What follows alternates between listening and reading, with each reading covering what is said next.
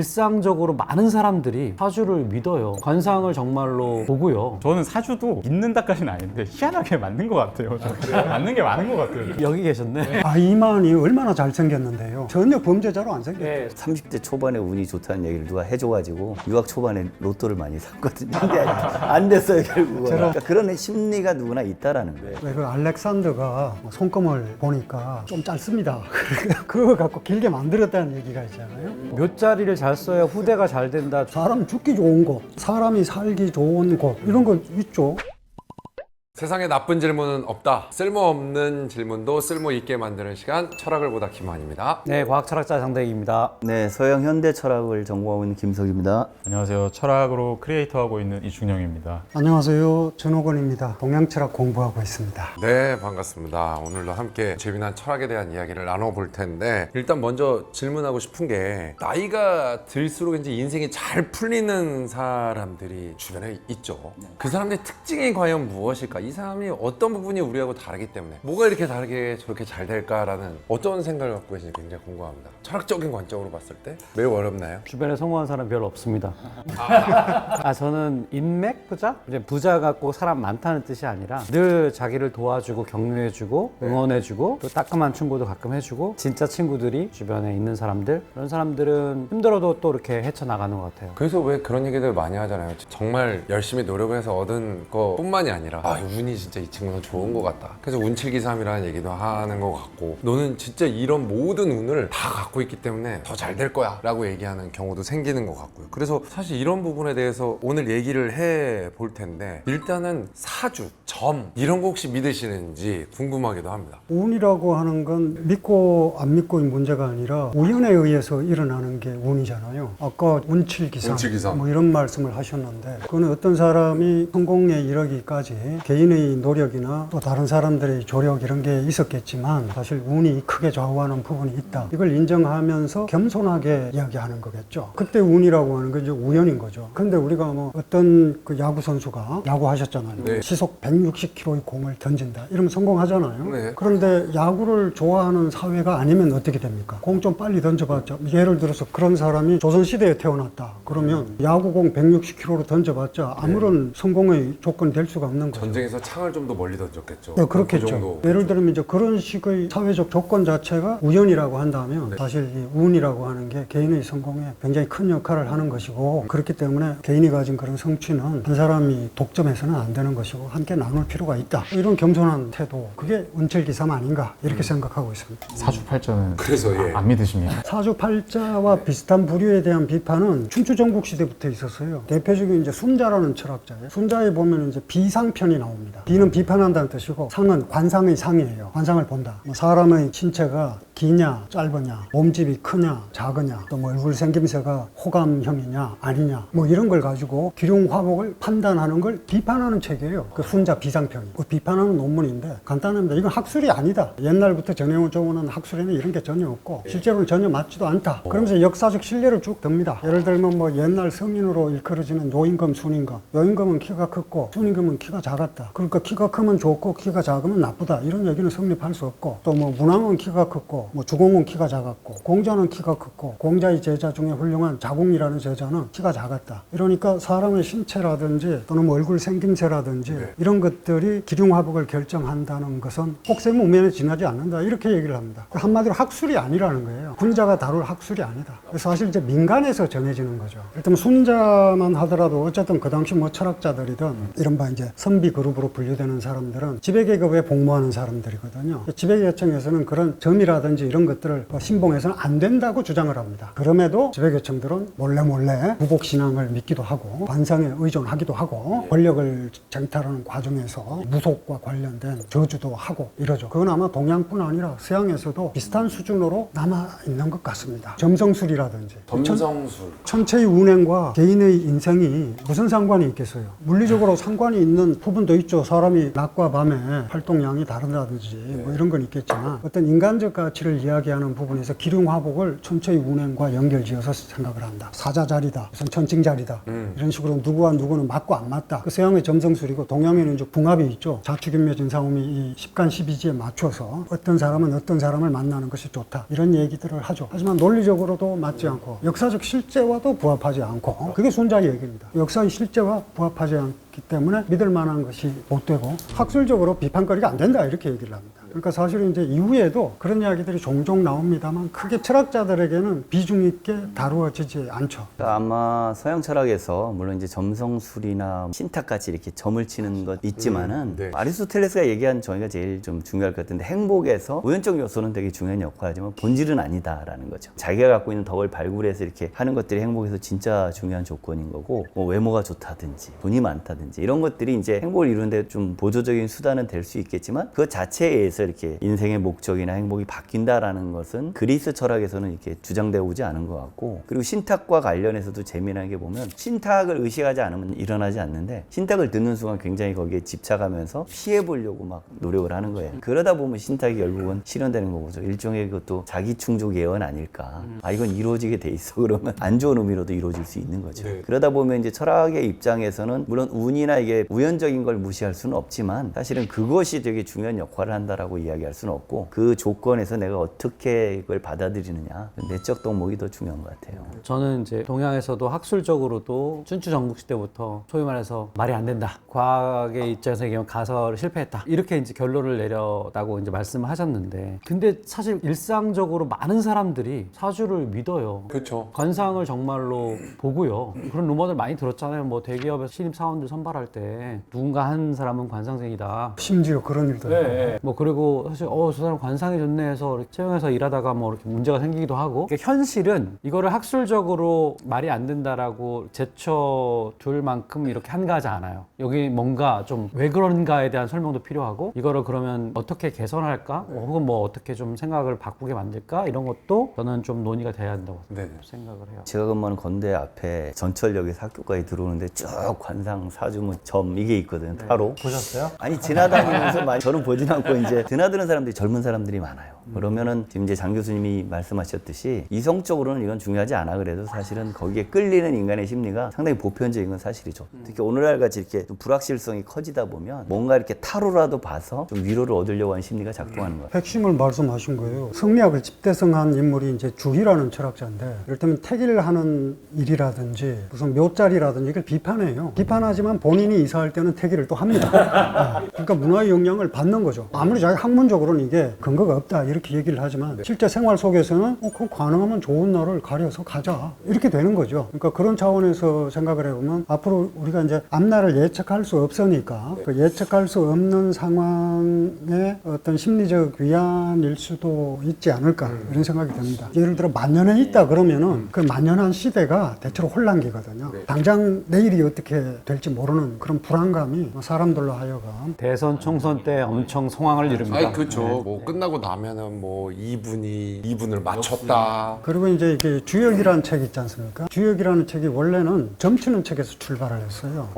점을 친다는 게 이제 미래를 점치는 거. 미래를 어떻게 점칠 수 있겠어요, 인간이? 그런데 그 미래를 점치는 원래 점술서에 지나지 않았던 주역을 유가 철학자들이 해석을 가하면서 거기에 윤리를 더씌웁니다. 예를 들어서 좋은 행위를 하면 좋은 결과가 오고 나쁜 행위를 하면 나쁜 결과가 온다는 식으로 이제 바꾸는 거죠. 그래서 군자다운 행동을 하면 그게 길하고 소인이 나쁜 행위를 하게 되면 흉으로 나타난다. 이렇게 얘기를 하는데 사실 현실적으로 보면 군자가 길한 행위를 했다고 해서 반드시 세속적 의미의 행운으로 오진 않거든요. 오히려 처벌받아요. 처벌을 받는데도 불구하고 그게 도가 형통한 것이기 때문에 길한 행위다. 이런 식으로 해석을 합니다. 아니 만약에 그러면 관상이라는 것도 우리가 이제 얘기를 할 때 뭐 코가 둥글고 뭐 막 이런 얘기를 하면서 그 사람에 대한 얘기를 하잖아요. 그런 얘기 자체도 사실 솔직히 말하면 신원서판이라는 말이 나온 것도 마찬가지로 어찌됐든 그거를 판단하는 기준점이 분명히 있어 왔다라는 거잖아요. 근데 그런 기준을 이제 이른바 관상을 전문으로 보는 사람들이 만들었죠. 만들었는데 그런 기준을 가지고 적용을 해보니까 잘 안 맞더라 이렇게 되는 거죠. 순자의 얘기가 그겁니다. 키가 크면 좋다고 했는데 키가 커서 나빠진 자가 굉장히 많고 걸주 폭군이 됐다 이거예요. 키가 작으면 나쁘다 그랬는데 순인 거면 키가 작았는데 성인이 됐다. 그러니까 이제 일치하지 않는다는 거죠. 일치하는 사례가 무수히 많으니까 결국 이제 그런 지식인들 그룹에서는 있지만은 학술적으로는 받아들이지 않는 거죠. 그런데 아까 장 교수님 말씀하신 것처럼 그런 사람도 때로 점을 보고 저는 좀 단순히 이런 사주팔자도 그렇고 관상도 그렇고 뭐 서양의 점성술도 그렇고 부정적인 것보다는 조금 더 긍정적인 시선으로 보는 편이거든요. 저는 사주도 믿는다까지는 아닌데 희한하게 맞는 것 같아요. 맞는 게 많은 것 같아요. 여기 계셨네. 물론 제가 사주가 뭐 과학적인 근거가 있다 그렇게 보는 건 아니지만 네네네. 그럼에도 불구하고 사주를 보고 사람들을 체계적으로 예측을 한다는 행위 자체가 저는 되게 인간적으로 유의미한 행위라고 보는 게 철학자 아도르노 같은 경우는 신화는 이미 계몽이었다라고 말을 하거든요. 사람들이 신화라는 어떤 이야기 체계를 만들어내는 그 행위 자체가 지금으로 보면은 계몽주의 시대의 관점에서 보면은 비과학적이고 옛날 것으로 보이지만 그게 그 당시의 관점에서는 굉장히 이미 과학적인 무언가였다는 거예요. 관상의 역사를 보면 메소포타미아 지역에서부터 이미 엄청난 옛날부터 관상에 대한 기록이 발견이 된대요. 근데 그렇게 옛날까지 거슬러 올라가면 주로 말도 안 되는 예측 같은 거를 해요. 얼굴이 오른쪽이 이쪽에 뭐 일그러진 게 있으면은 집에 먼 곳에 가가지고 개에 물려 죽는다. 그러니까 이런 아예 말도 안 되는 그 상당히 구체적이네요. 성직자 개인의 주관을 담아가지고 그 신성이라는 전혀 보이지 않는 무언가를 바탕으로 자의적인 판단을 하는 거죠. 근데 사주팔자도 그렇고 관상도 그렇고 다 체계가 있단 말이에요. 그거 자체가 이미 어떤 한 사람의 권위에 의존하지 않고 여러 사람들이 전반적으로 동의할 만한 공통의 체계를 세우려고 했고 그거를 바탕으로 이 세상을 설명하려고 했다. 그리고 자기 자신도 그걸 바탕으로 설명을 하고 내 주관에만 순전히 몰입해가지고 내 삶을 살아가는 게 아니라 나 바깥에 무언가 이야기 체계 하나를 두고 그것과 대화해 나가면서 내 삶을 이끌어 나간다. 그래서 사주팔자라고 한다면 단순히 이 사주팔자가 맞냐 안 맞냐 이것보다도 내 사주가 이렇다는데 과연 내가 이런 행동을 해도 될까? 이런 비판적인 질문 자체를 한번 촉발시킨다는 것 자체가 저는 좀 의미가 있다고 보거든요. 20세기 과학 철학자들이 초반에 주로 했던 논쟁 중에 하나가 사이비과학과 그다음에 진짜 과학, 그다음에 과학이 아닌 것과 과학 뭐 이런 것들을 구분하는 그런 어떤 구획에 대해서 관심이 되게 많았어요. 근데 그때 사례가 뭐냐면 점성술이에요. 점성술을 너무 믿으니까 사람들이 이 천체의 어떤 그 상황에 따라서 사람 운명이 결정된다라고 하는 거를 모든 부류의 사람들이 무시할 수 없을 정도로 믿게 되니까 이거를 뭔가 구획의 기준을 만들어서 이게 사이비인 거를 얘기를 해야겠다라고 하는 어떤 의도도 담겨 있었어요, 사실은. 그런데 이제 그런 차원에서 보면 사실은 사주라든가 아니면 관상이라든가 점이라든가 이런 것들은 기본적으로 사이비 과학적인 측면이 굉장히 강합니다, 당연히. 그런 예측 자체는 과학적인 예측일 수 있어요. 사실은 그게 아닌 사례들이 많잖아요. 그러면 과학에서는 그거를 어느 정도 구제해 보려고 노력하지만 안 되면은 가설 자체를 폐기해야 되는데 우리는 사주팔자를 믿는 사람들이 그걸 폐기하지 않잖아요. 관상에 대한 어떤 체계를 갖고 있다 그러면 그 체계를 버리지 않아요. 그걸 보조 가설을 집어넣어서 원래는 이런 게 들어가면 이게 맞는 거야 라고 한다든가 계속해서 뭔가 변명 같은 걸 하는 거죠. 새로운 예측은 하지 못하고 사이비 과학적인 활동인데 그 차원과 실제로 왜 사람들이 이렇게 사주팔자나 점이나 이런 관상들을 믿는가라고 하는 건 완전 다른 얘기죠. 왜 믿는가를 보면은 그게 효용이 있어요. 불확실한 자신의 어떤 미래에 대해서 그게 틀린 예측이라 하더라도 심리적 안정감을 주고 그리고 아까 얘기한 대로 대비할 수 있게 뭔가를 해주고 하는 측면은 분명히 있어서 그래서 그거는 작동해요. 그렇지만 그것이 진짜 그 사람의 인생의 경로를 정말 예측한 건가라고 하는 것은 그건 아니라고 이미 입증됐다고 생각해요. 하지만 그 심리적 안정감 이런 것들에 대해서는 사람들이 믿고 있고 그것까지는 좋은데 그 봐 맞잖아 라고 하는 그 맥락은 저는 굉장히 조심스럽게 얘기해야 된다고 생각하는 이유가 네. 아무리 그 사람에게 심리적인 위안을 주고 실용적인 어떤 의미를 주더라도 실제로 그 사람이 받아들인 거는 일종의 확증 편향 같은 거거든요. 틀린 사례가 너무 많지만 난 이걸 믿고 싶은 거예요. 그리고 거기에 잘 맞는 사례만 믿고 있는 거예요. 그러니까 이 체계 자체를 부인하고 싶은 생각이 전혀 없는 거예요. 그런 어떤 사고 구조를 가지면 심리적인 위안을 받을 수는 있지 모르지만 그런 태도를 가지고는 조금 현대 사회를 살기에는 비합리적인 요소가 너무 많아진다. 그래서 좋은 태도는 아니다 이렇게 생각합니다. 인생을 살면서 불확실성의 연속성 때문에 우리가 배제해야 된다라고 얘기를 하는 집단도 있는 반면 말 그대로 그걸 알고 있음에도 불구하고 찾을 수밖에 없다라는 건 사실 본인이 가지고 있는 고유의 운명에 대한 걱정과 생각 때문이겠죠. 이게 우리가 사주나 점을 믿게 되는 것도 어떻게 보면 되게 좋은 일이 있기 때문에 잘 되기 위해서 가는 것보다는 확률상 느낌이 나한테 혹시 안 좋은 일이 벌어지지 않을까? 아홉수에 걸려서 힘들어하지 않을까? 막 이런 거에 대한 본인의 안전과 걱정들 때문에 찾게 되는 경우가 있기 때문에 아니다라고 하면서도 그걸 믿게 되는 거 아니겠습니까? 그래서 운명이라는 걸 또 빼놓을 수가 없는 것 같아서요. 근데 저는 약간 해학도 있다고 생각해요. 명확한 해학. 첫인상에 대한 심리학적 연구를 보면 대부분 첫인상이 틀렸다는 거거든요.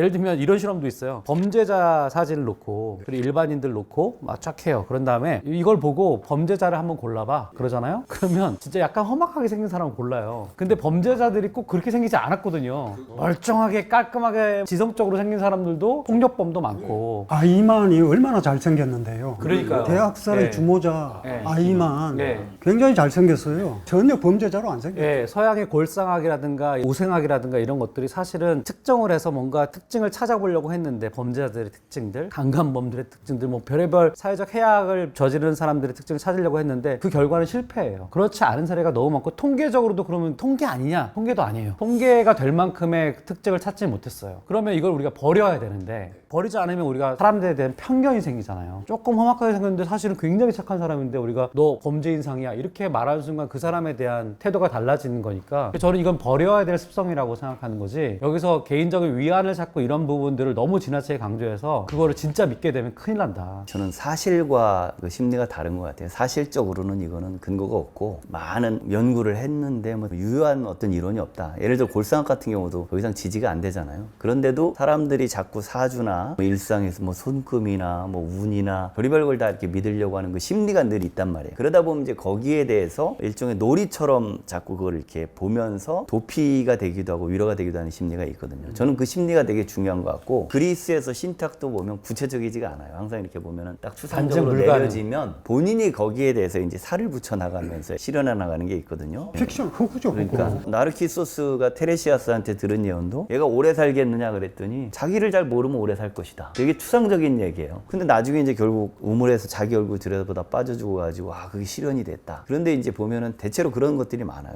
구체적으로 이렇게 팩트가 주어지기보다 우리가 많이 듣는 16세기 그 노스트라다무스 예언도 어떻게 보면 이제 코에 걸면 코걸이, 귀에 걸면 귀걸이식으로 해석되는 것도 많이 있거든요. 근데 막 그게 뭐 예언이 다 실현된다 이렇게 그런 걸 즐기는 심리가 늘 있긴 있다라는 거죠. 근데 이게 학술 쪽에서는 저렇습니다. 어떤 예언서가 나왔는데 미래의 어떤 일을 예측해서 맞췄다. 그렇게 되면 그 사건이 일어난 뒤에 만들어진 위서 이렇게 판정합니다. 맞출 수가 없는 걸 맞췄기 때문에 그게 학술이에요. 저는 교수님들의 견해에 100%다 동의합니다.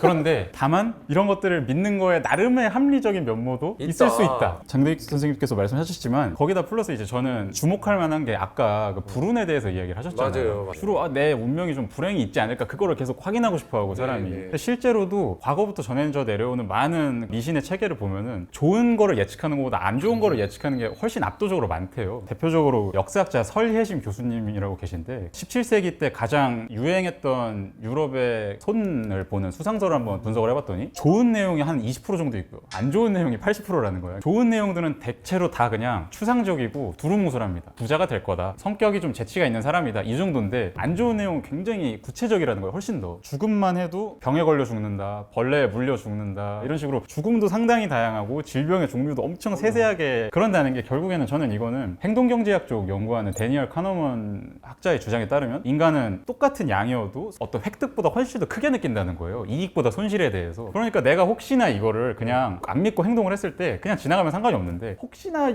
요만큼이라도 손실이 생기면 그거는 우리가 훨씬 더 뻥튀기 돼서 느끼기 때문에 그 조금의 무언가라도 제거를 하고자 우리가 이런 거를 한번 참조해보고 어떻게든 그 확률을 요만큼이라도 줄여보는 거는 나름대로 인간의 유의미한 시도가 아닐까. 사주나 점을 보는 사람들에게 귀를 한번 기울여서 들어봤을 때 좋은 얘기만 하는 게 아니라 안 좋은 얘기를 너무 잘해주셔. 그래서 이분은 정말 제대로 보시는 분인 것 같아 라고 하는 거죠. 너는 부자가 될 거고 뭐 이럴 거야가 아니라 물을 조심하셔야 될 것 같고 물 조심해야죠. 워낙 이렇게 좋지 않은 사주를 가지고 태어나셨기 때문에 열심히 사셔야 되고 막 이런 걸 얘기해 주는 게 조금이나마 일말의 정말 두려움을 조금 사라뜨리고 살아가는 데 있어서 뭔가 어려움들을 계속 생각하면서 살게끔 만드는. 맞아요. 위안을 주는 부분도 있지만 설명을 줘요. 저는 인간은 설명을 필요로 한 동물이라고 생각하는데 네. 제가 이제 동료들하고 놀러 가서 재미로 룰렛을 한 적이 있어요. 룰렛은 왜 확률이 36분의 1이잖아요. 그걸 맞추어서 돈을 딸 확률은 거의 없어요. 사실은 오래 하면 다 지는데 제가 그때 숫자를 생각을 해서 이 숫자가 오늘 맞을 거야 라고 예언을 했어요. 재미로 한 거예요. 이제 재미로 하니까 그 숫자에다만 제가 걸었어요. 제가 돈을 땄습니다. 오, 예. 그러니까 우리는 이제 생각을 하는 거죠. 야, 이게 뭔가 이유가 있어. 없어.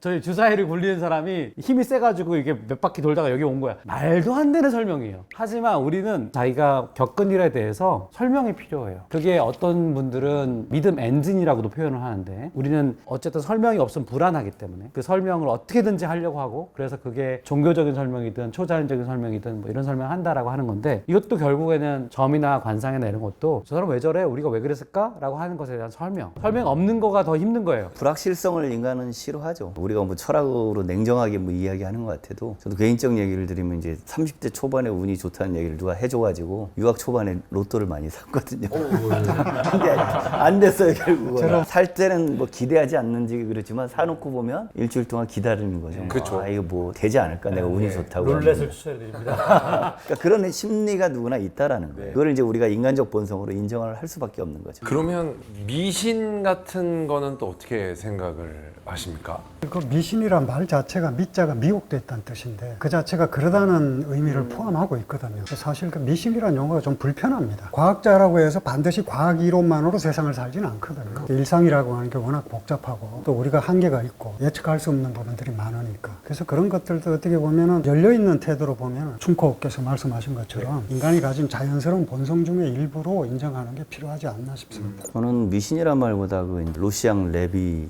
브류레라는 이제 프랑스 인류학자가 얘기했던 주술적 사고라는 용어가 있어요. 그러니까 뭔가 이렇게 내가 말하면 아니면 내가 이거를 마음을 다해서 이렇게 예를 들어 바라면 미뤄진다. 그게 원시인 사고의 특징이라고 이야기하거든요. 그러니까 원시인들의 특징일 뿐만 아니라 이제 인간이 태고 쪽부터 뭔가 이렇게 통제를 하고 싶어 할 때 내 의지대로도 해주지 않으면 이제 거기에 어떤 염원을 담아가지고 하고 그랬을 때 이제 뭔가 행운이 이루어지는 것도 중요하지만 불행을 피하는 게 중요하니까 이제 그런 과정에서 전호훈 교수님도 말씀하셨듯이 미신이라기보다 일종의 터부 같은 심리가 있는 거죠. 이건 우리가 위반하면 안 된다. 그런 것들이 약간 이렇게 공유되기 시작하면은 그 집단에서 특유한 어떤 행동들이 나오거든요. 예를 들어 우리나라 사람들 이렇게 빨간 글씨로 이름 쓰면은 뭐 안 좋게 생각하잖아요. 그게 뭐 규칙이 있는 건 아닌데 죽을 사자와 발음이 같은 은연중에 사칭도. 그런 것들이 나라마다 다 있거든요. 그건 일종의 터부죠, 터부. 그거 너무 웃기지 않아요? 재밌잖아요. 저 일부러 그래서 저 빨간 글씨 제 이름 씁니다. 안 죽던데요?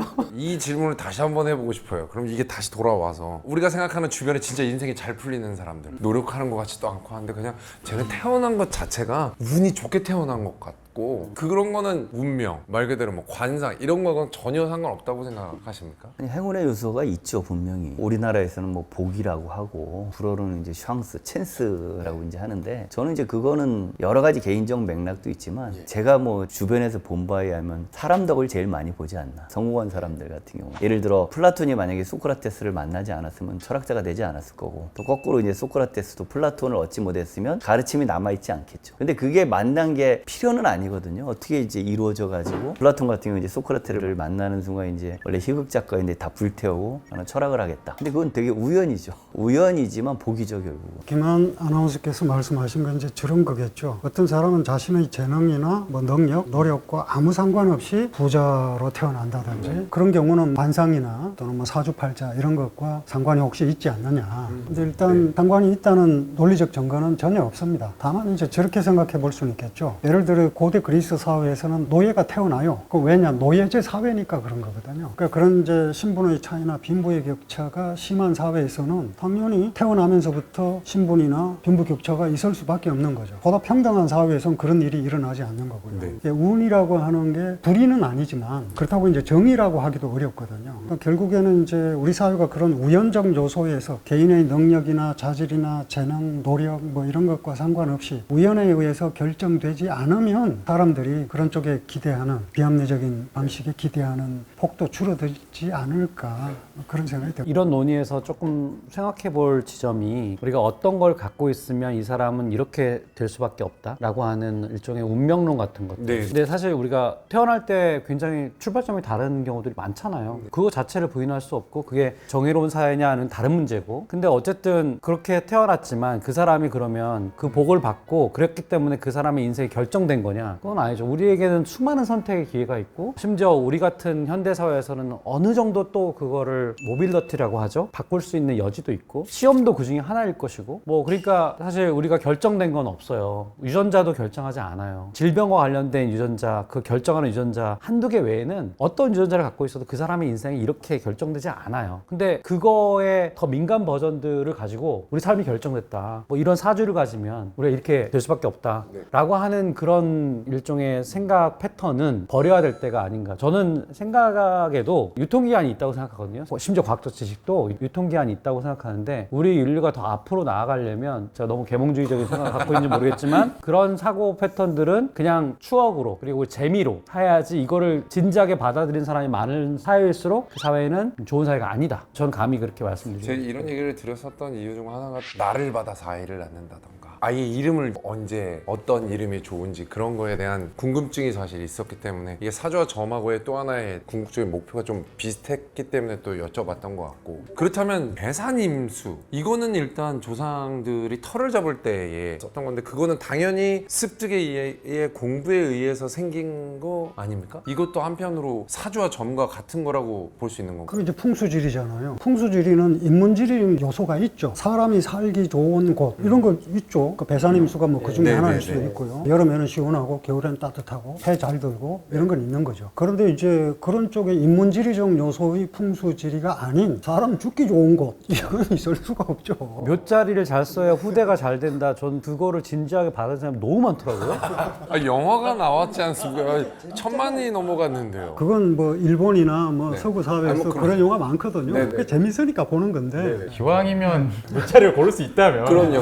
기왕이면 좋다고 하는 대로 그냥 그렇죠. 아니 후대가 잘 되려면 후대를 잘 교육시키면 되는 거예요. 몇 자리를 잘 쓰는 게 아니고. 근데 아무데나 몇 자리를 안 쓰려고 할걸요. 이제 그런 심리가 있어요, 늘. 아니 예를 들어서 이제 후손이 아 우리 선조들이 묘자를 잘못 써서 좀 마음에 걸린다 그러면 그런 심리가 이제 부정적인 영향을 끼칠 수는 있겠죠. 네. 그런데 이제 뭐 돌아가신 조상이 이미 이제 다 사라졌는데 현재 나의 활동과 어떤 연관이 있다 이거는 인과율로도 설명이 안 되고요. 네. 상관관계조차 네, 없어요. 네. 그리고 아무리 비슷한 사례가 반복적으로 나타난다 하더라도 인정될 수 없는 거거든요. 핵심 말씀하신 것 같아요. 그러니까 쇼펜하우어가 그런 얘기 했잖아요. 그 표상의 그 네 겹의 이제 충족 이율 박사 논문으로 쓰면서 인간은 온갖 원인을 자꾸 설명하고 싶어 하거든요. 뭔가 존재할 때, 뭔가 생성될 때. 이럴 때 이제 항상 원인을 설명하려다가 이제 설명이 막히면 또 원시적 사고도 그런 게 있는 거죠. 신화를 만든다든지 네. 타주로 사실 설명한다든지. 그렇죠. 우리도 원시인하고 진화적으로 별 차이가 없잖아요. 그리고 이제 통계적으로 대충 만진 사람들을 갖다가 아 이거 맞지 않냐. 근데 이제 이게 엄밀한 과학의 대상은 아닌 것 같고 철학도 마찬가지인 것 같고. 저는 그래서 우리가 과학을 배워야 되는 이유는 우리는 솔직히 종교를 배울 필요도 없어요. 우리 미신을 배울 필요도 없어요. 우리가 그런 건 되게 자연스러워요. 생존과 번식에 해당되는 이 수렵체기 동안에 우리가 믿었던 방식이 바로 미신이고 약간 초자연적인 믿음일 수 있어요. 근데 과학은 우리가 배워야 돼요. 왜냐면 이건 자연스러운 게 아니고 직관적이지도 않고 그래서 그걸 배운 사람들이라면 우리가 이제 다시 생각해봐야죠. 우리가 자연스럽게 생각했지만 이게 과연 이렇게 가는 게 맞나? 이런 고민을 해봐야겠죠. 근데 그런 고민 없이 삶에 위안을 준다고 그냥 덥석 그 세계관에 빠져들면 전 그거는 굉장히 불행한 일이다 이런 생각이 듭니다. 왜 그 알렉산더가 손금을 보니까 누가 그랬죠. 내 손금이 어떠냐, 세상을 지배할 만한 손금이냐 네. 그랬더니 좀 짧습니다.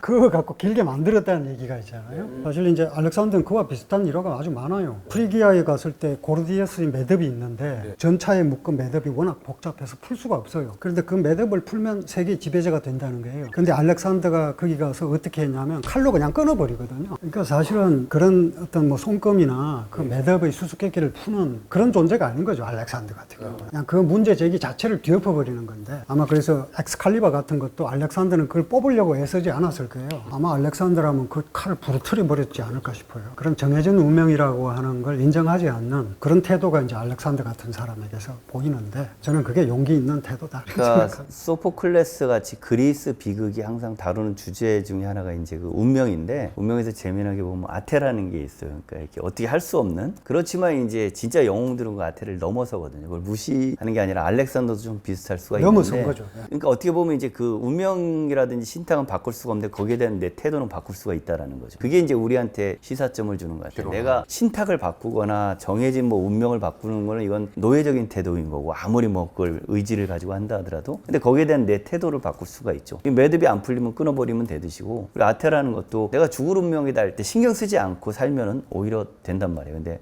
죽을 운명이다라고 자꾸 이제 이른바 생각의 감옥에 갇히면 결국 그게 실현이 돼버리는 거죠. 소포클로스 15기 대부분 그렇죠. 오디푸스 왕도 그렇죠. 신탁을 피하려고 하다가 신탁에 걸려듭니다.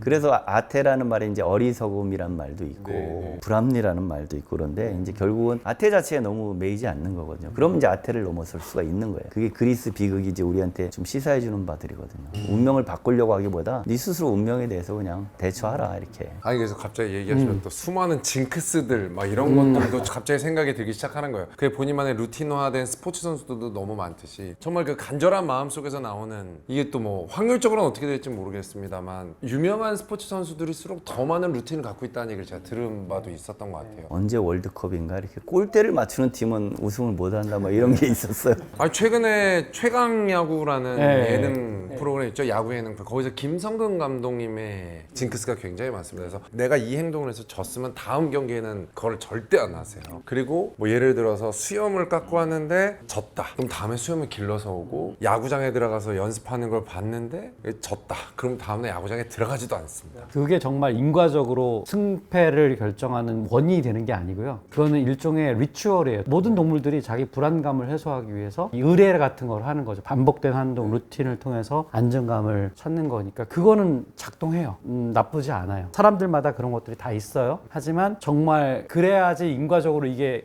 나온다라고 하는 생각은 그건 아닐 가능성이 높다. 그러니까 미신행동이나 징크스도 결국은 자기 예언이에요. 자기 예언. 자기가 그걸 믿기 시작하면 의식하게 되고 의식하면 이제 결국은 그 방향으로 자기도 모르게 이렇게 행동을 하게 되어 있거든요. 징크스가 없으십니까? 나도 모르게 믿고 있는 기분 좋은 징크스 있지 않습니까? 어떤- 그릇이 깨지면 액땜이다.